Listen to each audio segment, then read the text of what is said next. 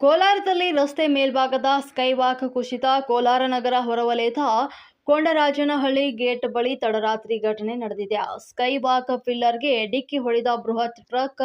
Pillar ಡಿಕ್ಕಿಯಾಗಿ truck ಮೇಲೆ ಸ್ಕೈವಾಕ್ನ ಒಂದು ಭಾಗ ಕುಸಿದು ಬಿದ್ದಿದೆ. ಮತ್ತೊಂದು ಭಾಗ ರಸ್ತೆ ಮೇಲೆ ಕುಸಿತ ತಪ್ಪಿದ ಭಾರೀ ಅನಾಹುತವಾಗಿದ್ದು, ಚಿಂತಾಮಣಿ ಕಡೆಯಿಂದಾಗಿ ಹುರುಳಿ ಮೂಟೆಗಳನ್ನು ಹೊತ್ತಿಕೊಂಡು ಜಾರ್ಖಂಡ್ಗೆ ತೆರಳುತ್ತಾ ಇದ್ದಂತಹ ಟ್ರಕ್ ಕುಡಿದ ಮತ್ತಿನಲ್ಲಿ ಟ್ರಕ್ ಚಲಾಯಿಸಿದ ಚಾಲಕನಿಂದ ಅಪಘಾತ ಸಂಭವಿಸಿದೆ. ಅಪಘಾತ ನಂತರ ಚಾಲಕ ವಿಶ್ವನಾಥ್ ಸಿಂಗ್, ಕ್ಲೀನರ್ ಸುನಿಲ್ ಮತ್ ಪರಾರಿಯಾಗಿದ್ದು, ಪಿಲ್ಲರ್ಗೆ ಡಿಕ್ಕಿ ಹೊಡೆದಂತ ಮುಂಭಾಗದ ಕಾರಿಗೂ ಮತ್ತು ಟ್ರಕ್ ಡಿಕ್ಕಿ ಕಾರು ನುಚ್ಚುಗುಚ್ಚು ಆಗಿದ್ದು, ಕಾರಿನಲ್ಲಿದ್ದ ಮೂವರು ಸಣ್ಣಪುಟ್ಟ ಗಾಯಾಳುಗಳಿಂದ ಪಾರಾಗಿದ್ದಾರೆ.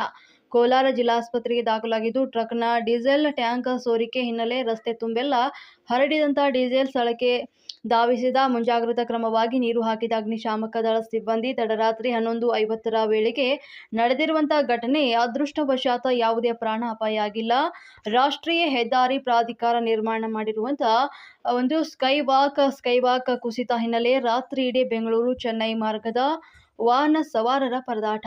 ವಾಹನಗಳನ್ನು ಬೇರೆ ಮಾರ್ಗಕ್ಕೆ ಡೈವರ್ಟ್ ಮಾಡಿ ಸ್ಕೈವಾಕ್ ತೆರವು ಮಾಡುವ ಕಾರ್ಯ ನಡೆದಿದ್ದು, ಸ್ಥಳದಲ್ಲಿ ಕೋಲಾರ ಗ್ರಾಮಾಂತರ ಠಾಣೆ ಪೊಲೀಸರಿಂದ ಭದ್ರತೆಯಾಗಿದ್ದು, ಟ್ರಕ್ ಡಿಕ್ಕಿಯಾದ ರಭಸಕ್ಕೆ ಸ್ಕೈವಾಕ್ ಕುಸಿತದ ದೃಶ್ಯಗಳು ಸಿಸಿಟಿವಿಯಲ್ಲಿ ಸೆರೆಯಾಗಿವೆ.